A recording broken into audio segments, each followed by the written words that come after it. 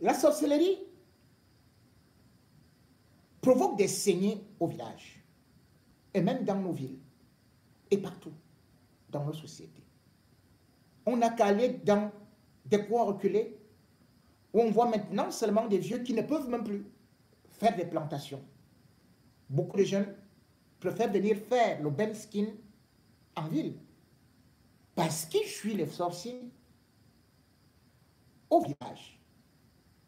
Mais en même temps, arrivés en ville, ils se retrouvent confrontés à des difficultés, telles que lorsqu'il y a un accident, lorsqu'il y a une maladie, eh bien, rien. Et d'ailleurs, ils viennent aussi trouver d'autres qui sont déjà diplômés, mais qui ne trouvent pas d'emploi, qui aussi sont toujours dans le monde du ben skin. Et là-bas, pour aussi avoir de la clientèle, il faut repartir chez les marabouts. Quand on ne travaille pas, quand on n'a pas de clients, on dit, on m'a bloqué au village. Si aujourd'hui, la jeunesse s'exile, c'est parce que justement, nos villages sont abandonnés à eux-mêmes. Non seulement il n'y a pas de route, mais les soins de santé sont terriblement rares. La faute à qui? S'il n'y a pas d'hôpitaux pour prolonger l'espérance de vie, c'est au gouvernement. Et du coup, même en ville, ne trouvant pas leur compte, ces jeunes sont en train de s'exiler, d'aller à l'étranger. Parce qu'au moins là-bas, ils vont se soigner. Oui, on meurt en Europe. Oui, on meurt partout dans le monde. Mais regardez l'espérance de vie au Cameroun. Elle atteint à peine 50 ans. Lorsqu'on vous dit qu'elle dépasse 75 ans ici. Parce qu'il y a un suivi médical. Mais regardez tout simplement dans quel état. Les dispensaires sont au Cameroun. Avant de parler de sorcellerie, dites-moi, lorsque vous partez accoucher dans un tel hôpital, avez-vous une chance de survie? Les femmes accouchent en brousse. Et pourtant, Chantal Biya, la mère du peuple, elle est à l'étranger, elle se soigne avec Paul Biya, et les artistes chantent leur nom. Regardez la misère. Non loin de son village, un hôpital.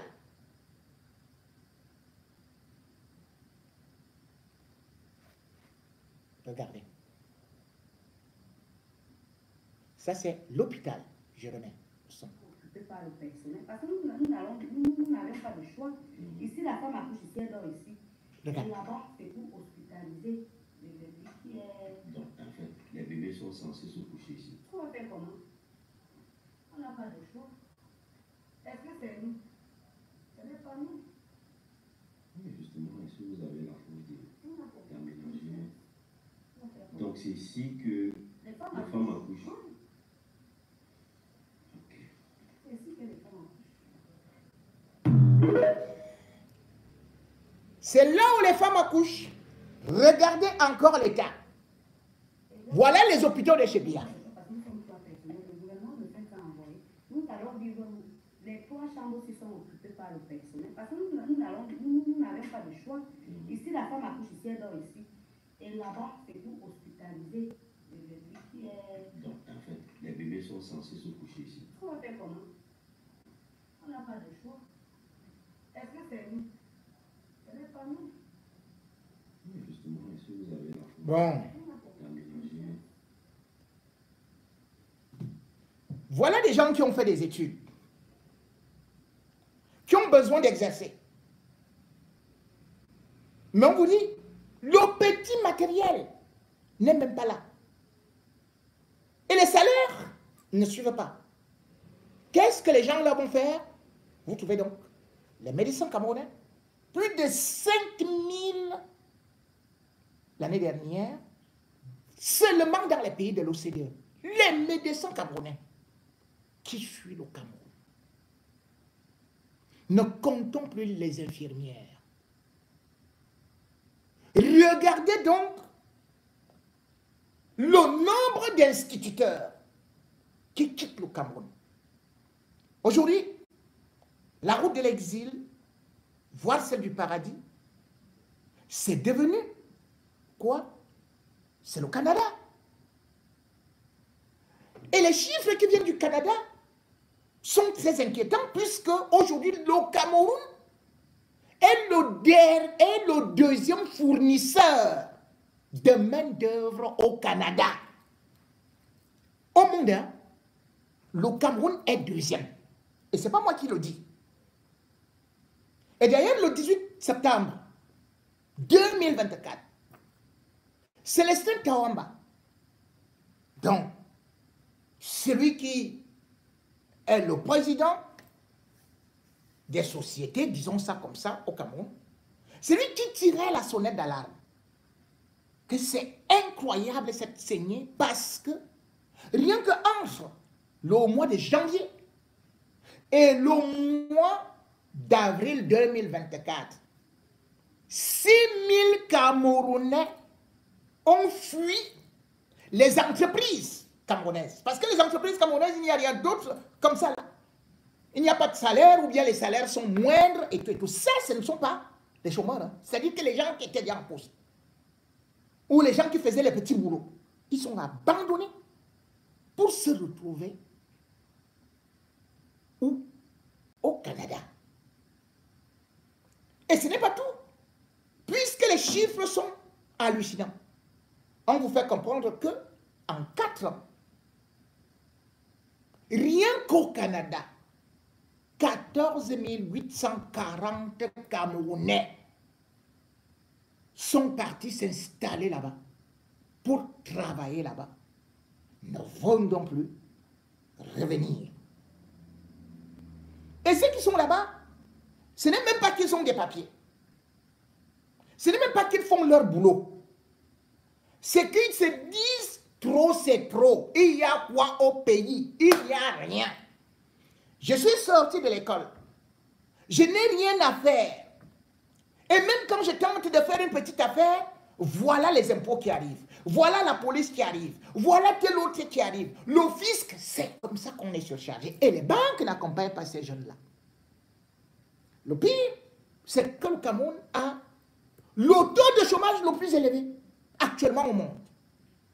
C'est-à-dire que, concernant la jeunesse, lorsque vous sortez d'une école professionnelle au Cameroun, on parle d'école professionnelle, c'est-à-dire que normalement, vous allez directement dans le monde de l'emploi.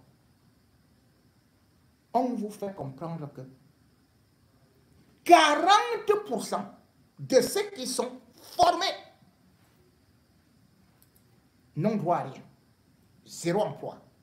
Donc, ils sont reversés dans la rue.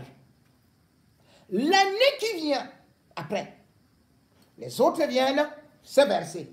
L'année d'après, ils viennent se verser. Et comment on fait? Que doivent-ils faire?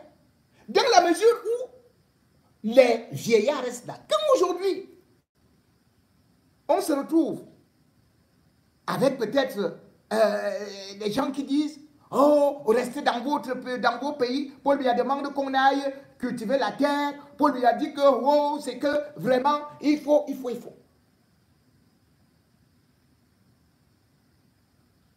Vous allez cultiver la terre avec quoi? Vous allez transporter comment? Il n'y a même pas un petit crédit qui peut vous accompagner. L'immigration existe dans tous les pays. Mais sauf que le cas du Cameroun devient beaucoup plus grave. Où chacun vient puiser sa part. Et là même les statistiques qui viennent, par exemple, du Canada sont même inquiétants puisque le Canada a même décidé que à partir du 28 septembre 2024, on ferme les robinets de l'immigration. On ne veut plus des étrangers. C'est le Premier ministre qui l'a décidé. Pourquoi? Parce que il y a eu une vague. Parce que, en fait, la politique du Canada, depuis les années 60, c'était de recruter les gens qui ne sont pas très qualifiés, qui peuvent accepter de faire des métiers agricoles, qui peuvent accepter d'accompagner les vieillards, qui peuvent faire des balayages, qui peuvent faire la maintenance. C'était la politique. C'est-à-dire chercher ailleurs. Et cette politique a duré jusqu'en 2002. Ils ont arrêté. Mais maintenant, lorsque le Covid arrive, 2019-2020, ils se disent, comme il y a les travailleurs étrangers qui ont été bloqués, que l'avion ne fonctionne plus et pas, ils ont donc mis ce qu'on appelle des métiers temporaires pour les immigrés. Bien évidemment, il fallait juste avoir son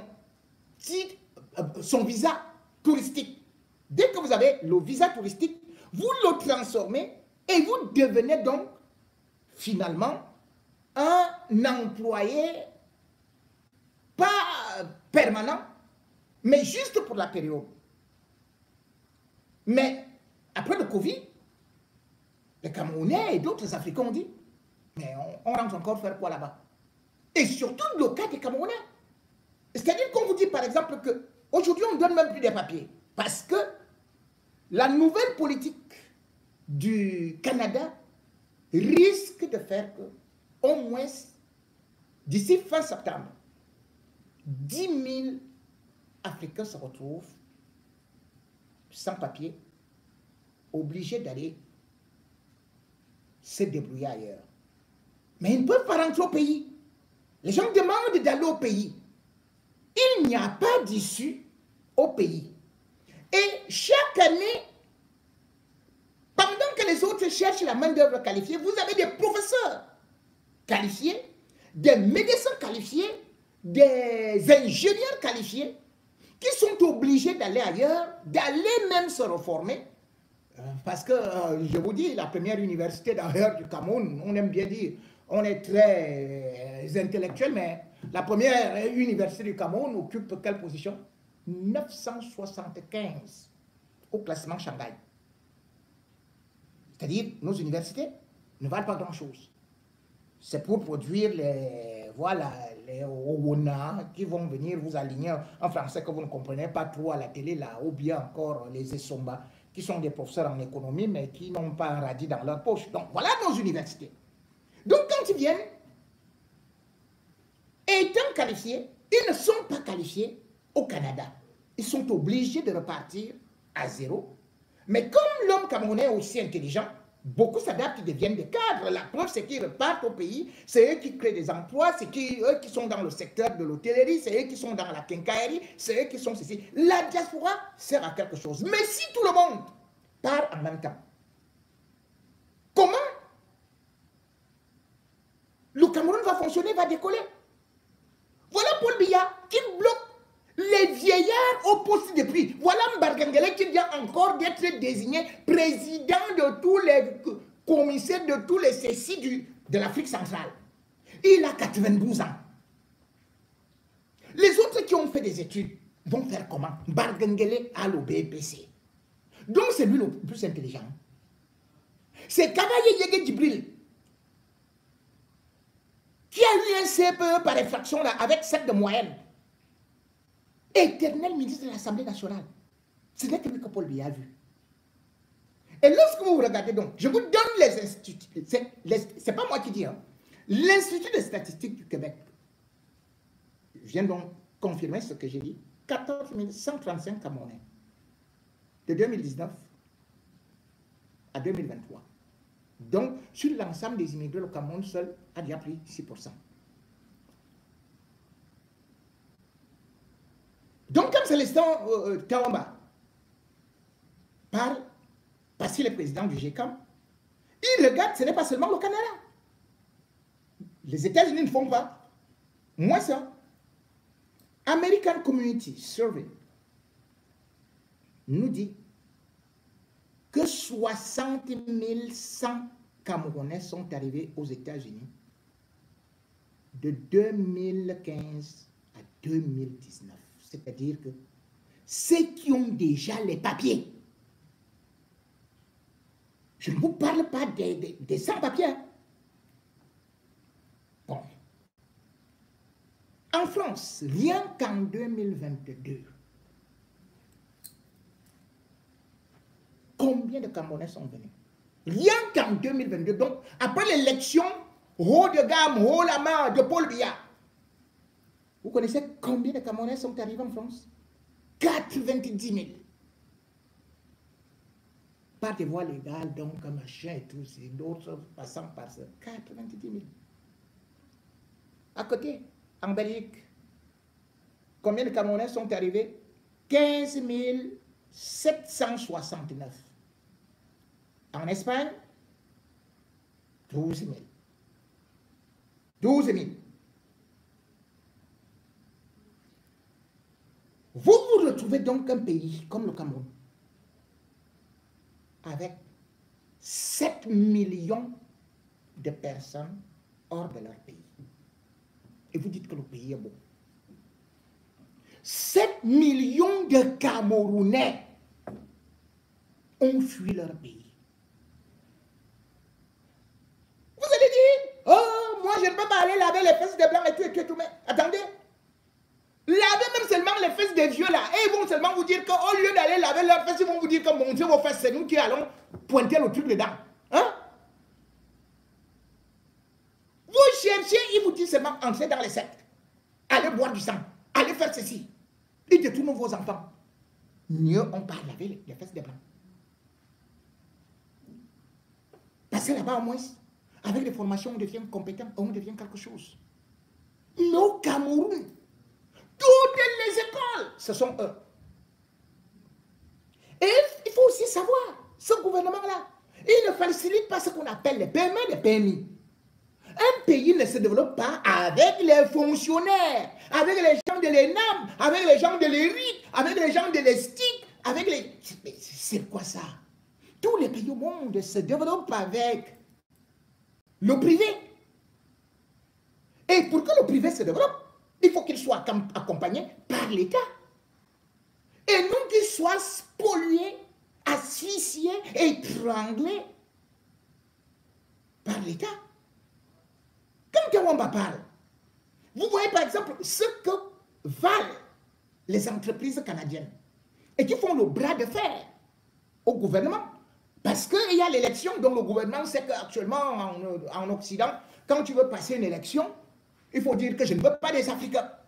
Voilà pourquoi est-ce que le Canada décide de fermer les robinets. Parce que Trudeau, actuellement, c'est lui qui arrive, il dit, moi je vais chasser les étrangers et tout, il y a trop, nos enfants n'ont plus de métier et tout ça. Trudeau est donc obligé de suivre cette tendance-là. Mais il ne pourra pas.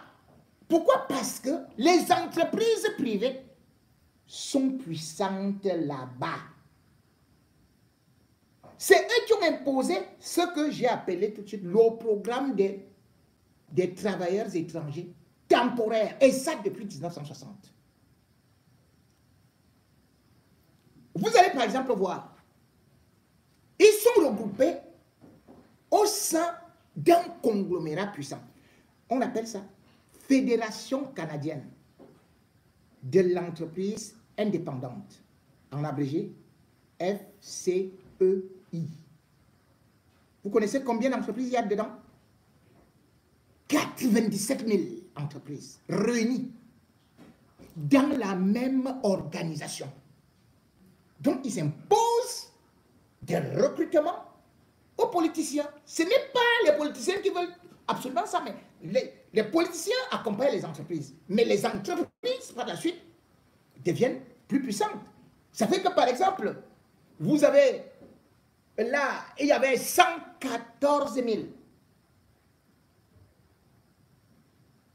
étrangers qui avaient trouvé les métiers et tout à côté.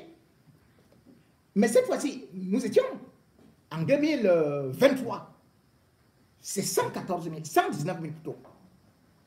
Mais cette fois-ci, jusqu'en juin, on est un peu tombé à 109 000 nouvelles personnes qui ont été recrutées. Là-bas où tu es engagé, tu peux avoir des projets, tu peux envoyer de l'argent au blé. Il ne faut pas qu'on se mente. Donc, eux, au moins, on peut dire, aujourd'hui, ils représentent quelque chose.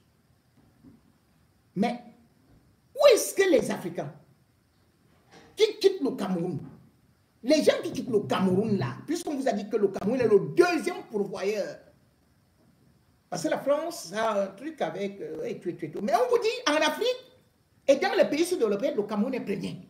Mais à travers le monde, c'est-à-dire que nous dépassons la Chine par rapport au nombre de gens que nous envoyons au Canada. Nous dépassons l'Inde, nous dépassons tous les pays du monde. Les Camerounais. Au Canada. Et je vous disais donc que lorsque vous regardez les métiers que nos intellectuels en veste-cravate vont faire là-bas,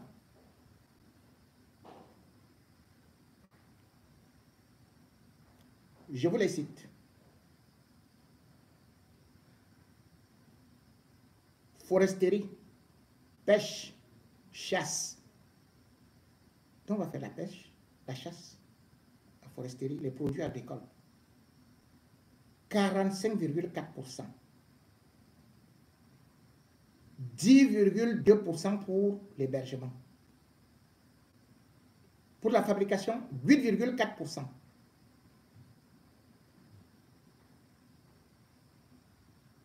Pour les entrepôts, 5%. Donc même les métiers de la médecine, là, on n'est pas là-bas. Puisqu'on ne reconnaît pas ces diplômes-là. Nos diplômes. Nous qui nous vantons d'avoir de très beaux diplômes, de très bons diplômes, on ne les reconnaît pas. Allez au Québec.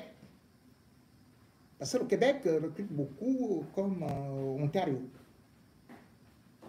Vous allez voir que sur les 117 000 emplois temporaires en 2020, vous allez voir qu'au Québec, un tiers c'est pour l'agriculture.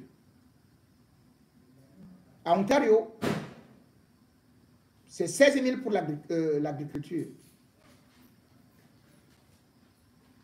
Et c'est après que vous allez donc voir les autres qui arrivent un tout petit peu là. Bref, non seulement nos formations sont mauvaises, mais même quand on arrive là-bas, on ne fait pas ce qu'on a appris. Et quand on est déjà formé, on ne peut pas revenir au pays.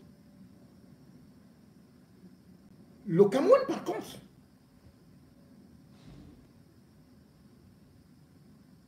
a aussi le président qui voyage le plus, qui lui-même est immigré en Suisse. Chaque jour, on nous dit que Paul Biya voyage, il va en Chine, il va ceci. Parce que si au moins on crée les emplois, si Paul Biya revenait avec des investisseurs, Paul Biya va chercher quoi en Russie?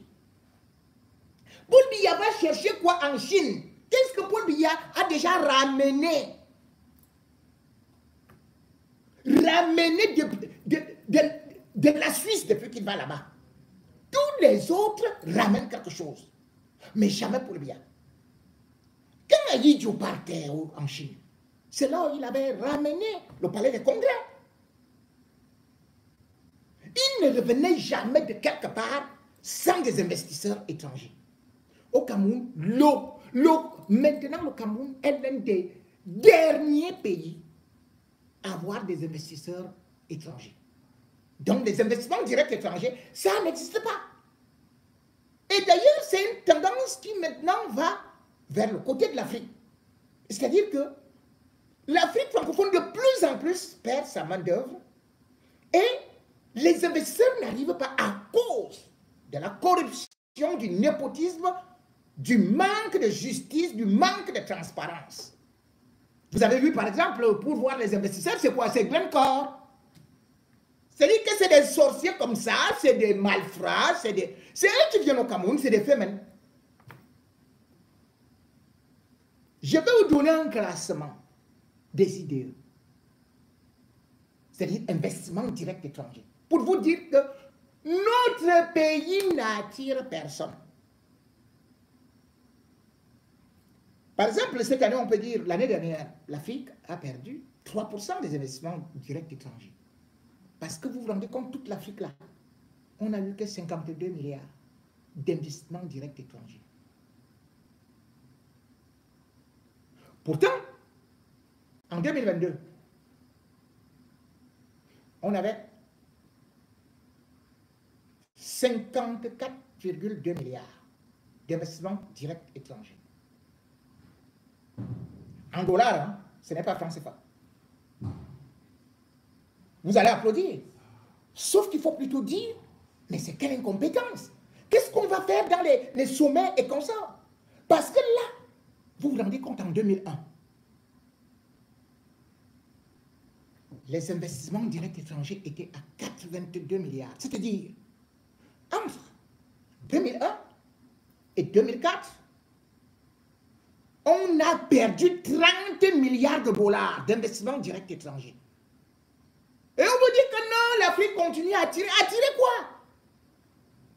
Les gars viennent, ils portent leur bois, ils s'en vont. Ils prennent le pétrole, ils s'en vont. Biya n'a rien fait avec sa bande de bandits là. Ces chefs d'État incompétents. Eux-mêmes, ils ne veulent pas rester. Et le pire, c'est que aujourd'hui, ils vous demandent de rester. Il n'y a pas les hôpitaux. Mais vous ne parvenez même pas à manger. Parce que la vie est plus chère que dans les pays développés. Le Cameroun aujourd'hui, vous vous rendez compte, a été classé comme le pays où le coût de la vie est plus cher que dans tous les autres pays africains. Et pourtant, où sont nos salaires? Où sont les salaires par rapport à ça? Je vais vous donner d'abord ce classement. Et vous allez voir jusqu'où Paul Biya est incompétent.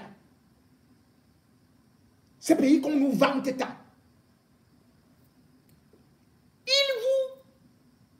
Mais ce n'est pas possible, il a dit serrez vos ceintures, mais les gars, avant 2035, comme il a dit là, il vous disait santé pour tous en l'an 2000. Après, il a dit émergence en l'an 2035. En fait, il vous dit que vous serez tous morts en 2035. Voici le classement de coût de la vie.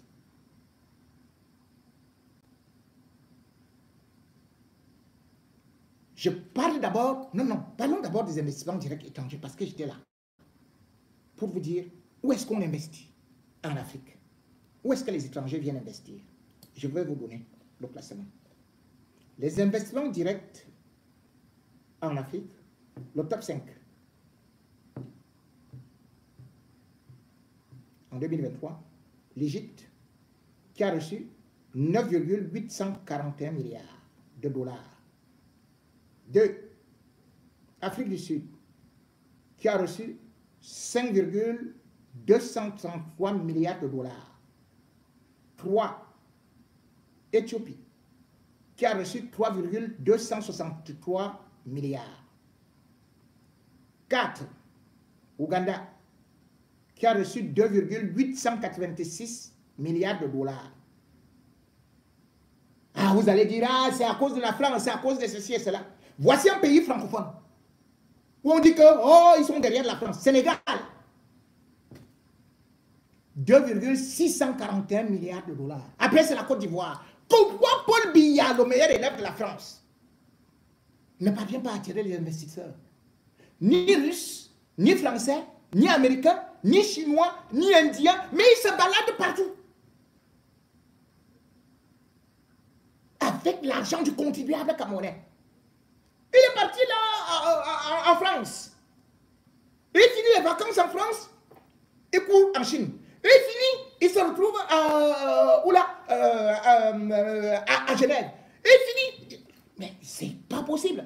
On vous dit qu'il part déjà aux États-Unis. Pourquoi faire? Alors que la vie ne fait que devenir chère. Au lieu de trouver des partenaires pour dire, bon, écoutez, vous allez apporter maintenant ceci et cela, le riz sera moins cher, comme j'ai été incapable de continuer à faire comme Amadou Ahidjo avec la révolution verte. Bon, vous pouvez quand même... Mais non. Et c'est la coule douce. Et je vous donne le classement du coût de la vie. Les plus chers en Afrique. On ne se lève pas comme ça et on dit, on classe, hein. On prend en compte le prix des biens de consommation, les produits d'épicerie, les restaurants, le prix des transports, le prix des services publics, et on ne tient même pas en compte des dépenses liées au logement. Parce que pour se loger au Cameroun, si on mettait alors ça, on allait dire que même en enfer, on ne trouve pas un pays comme ça, plus cher que le Cameroun. Que même l'enfer, ce n'est pas possible. Et voici donc les classements. Premier pays, avec la vie la plus chère en Afrique, Cameroun, qui a un indice de 37,3%. 2, Zimbabwe, de Mugabe, lui aussi qui est resté longtemps au pouvoir, les mêmes causes produisent les mêmes effets. 37,2. 3, île Maurice. Là-bas, il y a beaucoup d'argent, et la preuve c'est que Franck est parti construire là-bas et tout ça. 37,1%. 4, Afrique du Sud. Donc vous voyez que l'Afrique du Sud qui est une grande puissance là, vous pouvez mieux vivre là-bas qu'au Cameroun. 34,5%. 5, Nigeria. 31,4%. 6, Ghana. 30,9%. 7, Kenya. 30,2%. 8, Botswana. 30,1%. 9, Maroc. 29,5%. 10, Ouganda. 29,1%. 11, Algérie. 12, Tunisie. 14. Vous ne trouvez pas la Côte d'Ivoire dans le classement.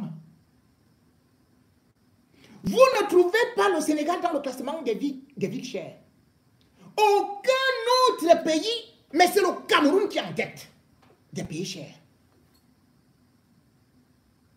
C'est-à-dire que vous vous rendez compte. Le Cameroun donne la nourriture au Gabon.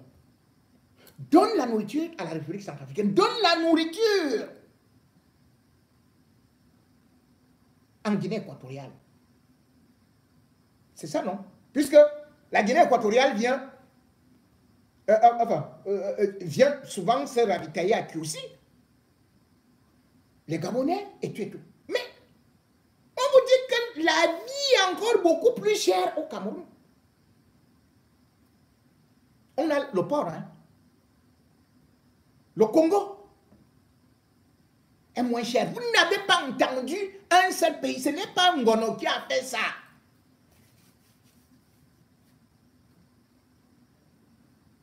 Un litre d'huile, 1 kilo de maquereau. Qui peut encore manger au Cameroun? Quand moi je parle, vous dites que oh, ils n'aiment pas le pays. Vous savez ce que... Mais rien que l'odeur qui est en train d'arriver là-bas, la cuisine américaine, la même mince. Je peux même faire comme ça, je vous laisse d'abord ici, je vais manger un petit bout. Et je viens, vous allez voir vous-même. Moi, je bagarre ici avec les joues. Ça sort comme ça, je dis, ouais. Vous-même, quand vous êtes comme ça, les trous restent. À cause de la famine. Moi, regarde comment la nourriture veut me tuer. Le pantalon ne suffit même plus. La chemise ici. l'agriculture veut me tuer. Et vous, la famine veut vous tuer au pays. Et vous dites que le pays est beau. Et regardez alors les salaires. Quand vous allez maintenant voir l'indice des salaires, mais les Ivoiriens peuvent même voyager, mais on va même dire vous partez chercher même quoi, ou bien les Sénégalais. Prenez les pays francophones dont nous nous moquons. Je vous donne par exemple les salaires. Par rapport au Cameroun. Le Cameroun, un instituteur, touche 90 000 francs CFA. Augmentation 0. 90 000 francs CFA. Au Sénégal, un tout petit instituteur commence à 137 000 le premier jour. Et vieux,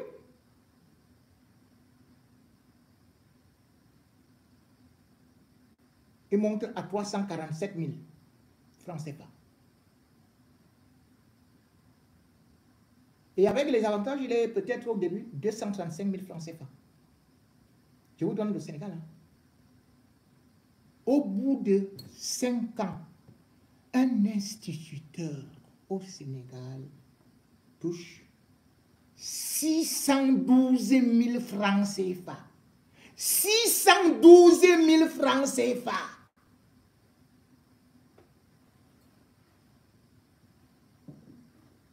Un instituteur au Sénégal. Le Cameroun a le pétrole, a le gaz, a tout. La Côte d'Ivoire dont nous nous moquons.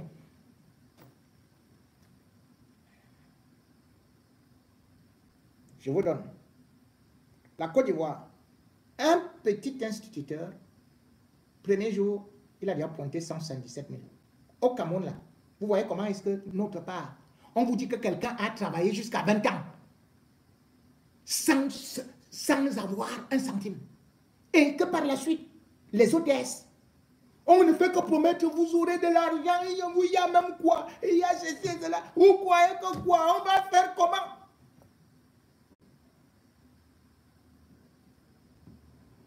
Et c'est dur pour tout le monde, la conjoncture, oh, les marchés internationaux et tout. Un enseignant, ce n'est pas un enseignant, un instituteur, donc à l'école primaire là.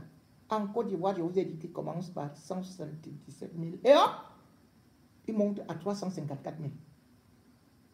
354 000. 354 000 en Côte d'Ivoire. 612 000 au Sénégal. Vous voyez donc un professeur qui vient, je vais vous apprendre dans la philosophie de Kant et de Freud, vous savez. Nous, ceci et cela. Après, vous voyez que la chaussure est trouée. Pourquoi? Parce que son salaire, c'est 158 000 francs CFA. 158 000. Il n'y aura pas des avancements ni rien. La vie ne fait qu'augmenter. Et le niveau de vie ne fait que s'élever. Et les salaires ne font que baisser. Les charges ne font que s'accumuler.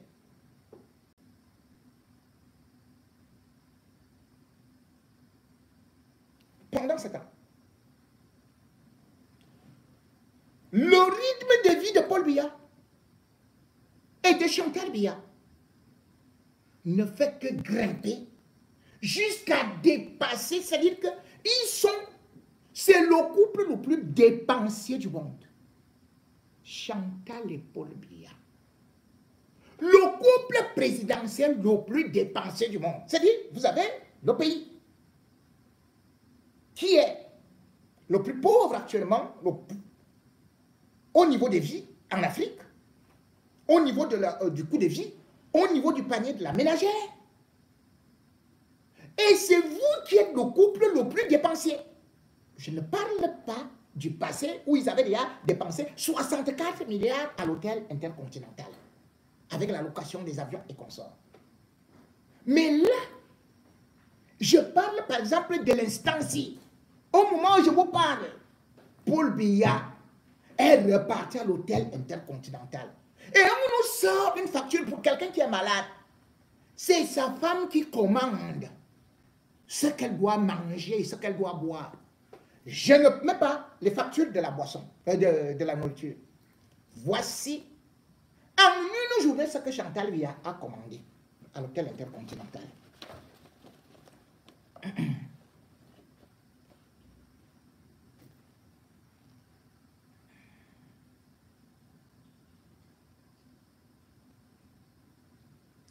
Bouteille cheval blanc, 2250 francs suisses.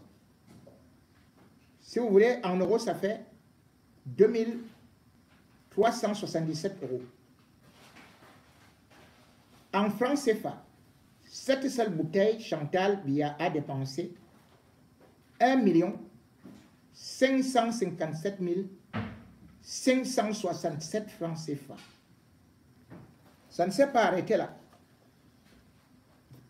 Chantal Biya a aussi pris un château Margaux. Le prix, 2500 francs suisses. L'équivalent de 2642 euros. Ce qui fait en francs CFA 1 730 589 francs CFA. Pour ses amis qui sont dans le lèche là, elle a pris aussi 2 bouteilles de cristal Roederer. 1500 francs suisses. L'équivalent de 1585 euros. En francs CFA, 1 38 043 francs CFA. Donc, si vous totalisez seulement la boisson, je ne parle pas de la nourriture, je ne parle pas de l'hébergement, je ne parle pas de ces courses là-bas. En une journée, là voilà qui dépense 13 308 francs suisses, rien que pour la boisson. L'équivalent de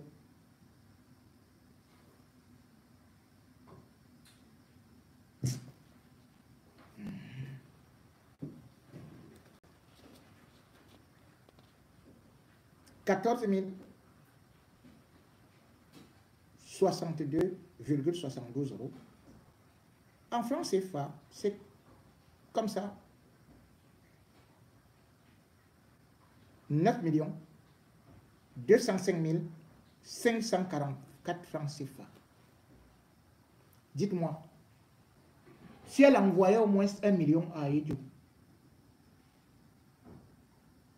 qui est de Nanga, qui était de Nanga comme elle, ça allait faire quoi?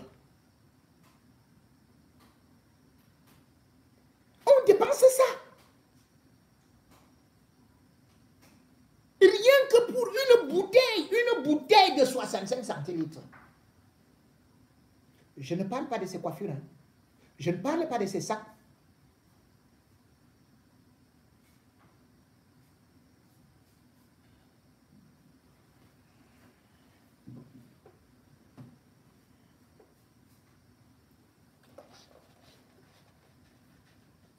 Ces gens n'aiment pas le Cameroun.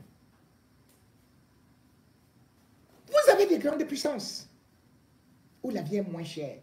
Ils ont mis du pot de Montazé qui vous dit que la pièce d'identité doit être ceci, on augmente encore cela, le passeport et tout et tout.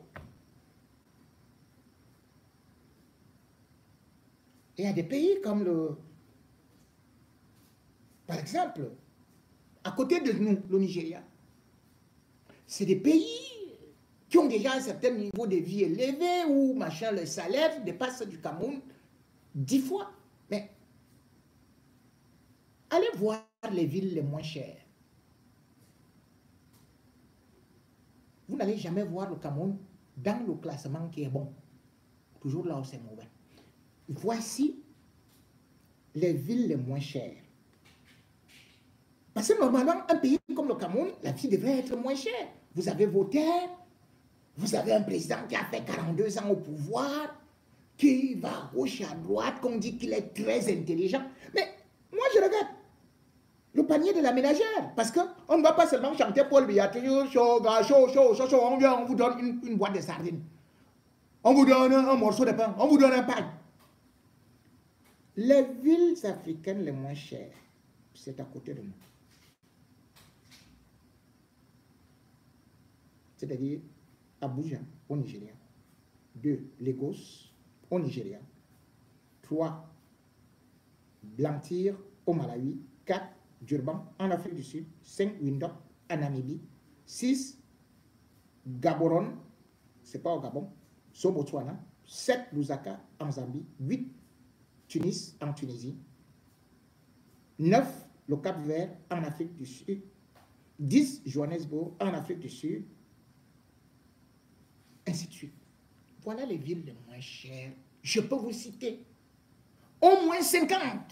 Aucune ville camerounaise n'est parmi ces villes les moins chères d'Afrique. C'est-à-dire que vous mangez vous vivez dans une poubelle à Tambafia, à Nouvelle.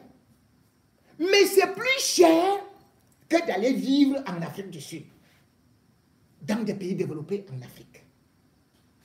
Vous croyez que quoi?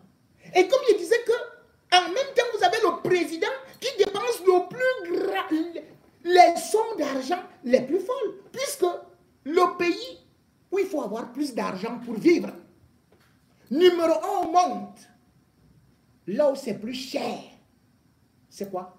C'est la Suisse.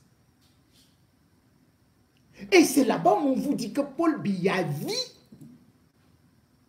depuis des années.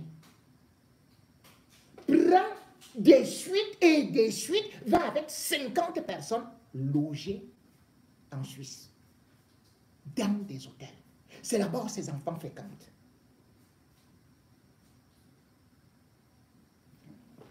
Dans ce classement, parce que c'est pas moi, je vous viens toujours avec des preuves à l'appui, des documents. Les villes les plus chères dans le monde, là où Paul Biya se retrouve, comme je vous ai dit, vous allez tout simplement dire que Suisse, avec 101,1%.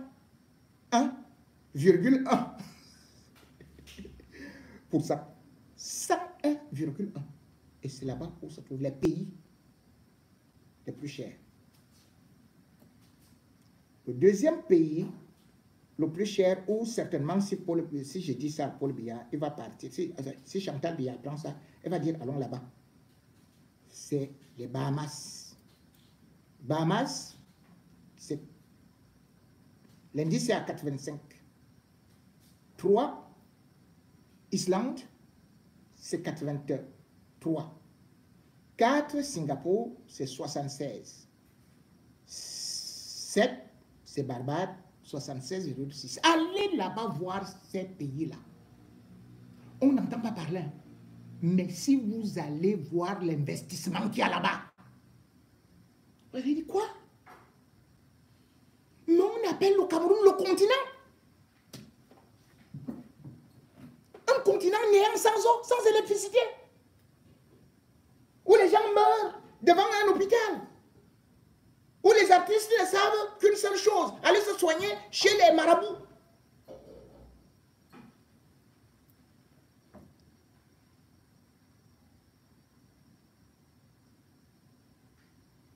C'est parce que Biya est méchant.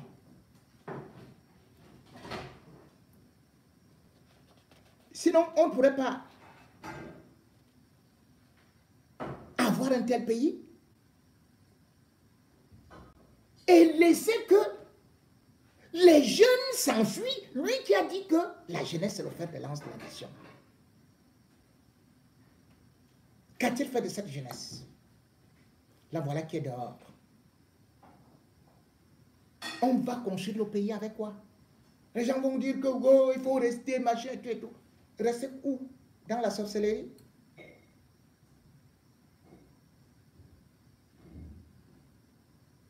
Il n'y a plus d'issue. Parce que si au moins on savait que après avoir fait des études, on pouvait être recruté, au moins on aurait fait une compétition on aurait recruté les meilleurs. Mais aujourd'hui,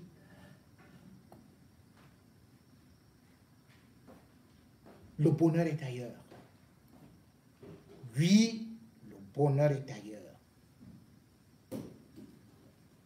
Voilà pourquoi est-ce que les Camerounais sont obligés d'aller voir ailleurs.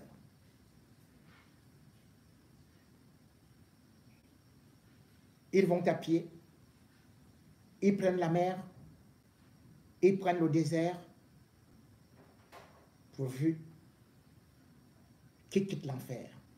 Pourtant, le Cameroun, c'est un véritable paradis sur terre au niveau des matières premières. Mais la seule chose qui manque, c'est qu'on chasse Lucifer d'étourdie et qu'on trouve un vrai président qui va faire appel à ses enfants, à ses compétences. Et 2025 devrait être cette année-là, l'année d'un nouveau départ, l'année d'une nouvelle espérance pour quitter de la souffrance dans laquelle Paul Biya nous a enfoncés. Chantons comme Anne-Marie dit, liberté, liberté, Dieu Tout-Puissant, merci. 2025, nous sommes libres.